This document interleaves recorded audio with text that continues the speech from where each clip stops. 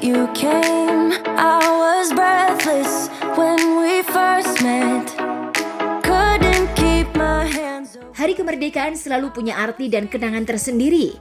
Itu pun yang diingat oleh artis cantik Amanda Manopo. Amanda yang dikabarkan sedang menjalin kisah asmara dengan Billy Syahputra membagi cerita kenangan 17-an di masa kecilnya. Rindu bercengkrama dengan teman-temannya adalah salah satu keinginan dari Amanda yang belum tercapai karena pandemi ini. Bagaimana cerita Amanda di masa kecil saat dia pernah menjadi anggota Paskibra?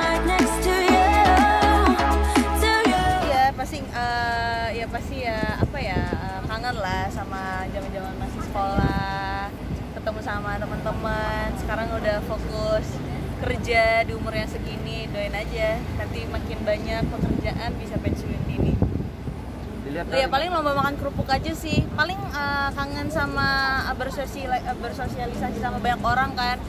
Aku juga harap semoga COVID ini juga bisa cepat berakhir sih, supaya bisa ngumpul-ngumpul lagi sama teman-teman sekolahku dan sama siapapun itu. Tapi makna itu juga.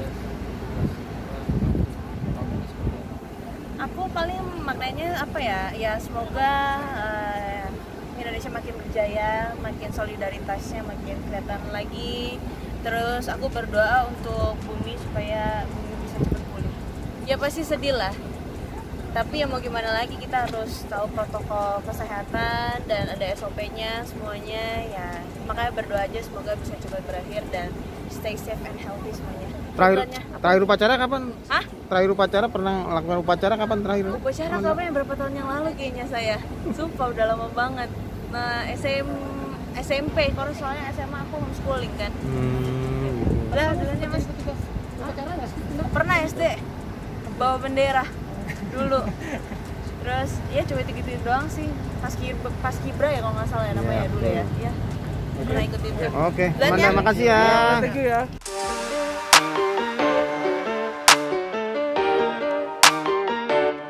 Berbeda dengan Amanda, aktor laga dan sekaligus anggota DPR RI Dede Yusuf punya pendapat sendiri tentang kemerdekaan. Di masa pandemi sekarang ini, Dede merasa semuanya akan serba online. Perayaan upacara pengibaran bendera yang biasa digelar saat pagi dan sore hari pun tidak bisa terlaksana karena situasi yang tidak memungkinkan. Apa antisipasi Dede Yusuf soal perlombaan 17-an di masa pandemi? Apa harapannya di hari kemerdekaan untuk Indonesia? Jadi kemerdekaan saat ini semua serba virtual karena dirayakan di berbagai daerah, provinsi, termasuk di sana juga besok sebagian virtual. Memang kemarin itu juga ketika kita pidato presiden itu anggota DPR kan harus di swab test, sehingga tidak semua yang mau swab test karena ternyata ketika di swab test ditemukan juga beberapa yang positif dan akibatnya harus isolasi mandiri. Jadi kita saat ini harapan kita satu-satunya adalah kita harus hentikan apinya. Apinya itu adalah pandemi. Karena kalau kita mau mendorong ekonomi, mendorong gerak kegiatan-kegiatan lain, tapi terus kemudian terpapar kembali juga nanti kita pasti lockdown lagi. Ya. Nah, saya melihat bahwa Indonesia mau tidak mau harus masuk kepada industri 4.0 dengan memanfaatkan teknologi. Salah satu teknologi itu adalah digital, aplikasi, ya, teknologi-teknologi yang daring. Menurut hemat kami ini harus dikuasai dan ekonomi Indonesia ke depan nanti antara lain adalah disupport dari ini. Dengan pertumbuhan seperti sekarang, manufacture, industri, pengolahan, ini semua sudah kolaps. Tapi tumbuh berkembang justru industri yang menggunakan jasa teknologi. Jadi harapan kami momentum 17 Agustus adalah momentum di mana kita bisa belajar menguasai teknologi dan menguasai ekonomi dalam teknologi. Itu yang jadi masalah. Makan kerupuk tidak bisa dilakukan secara online.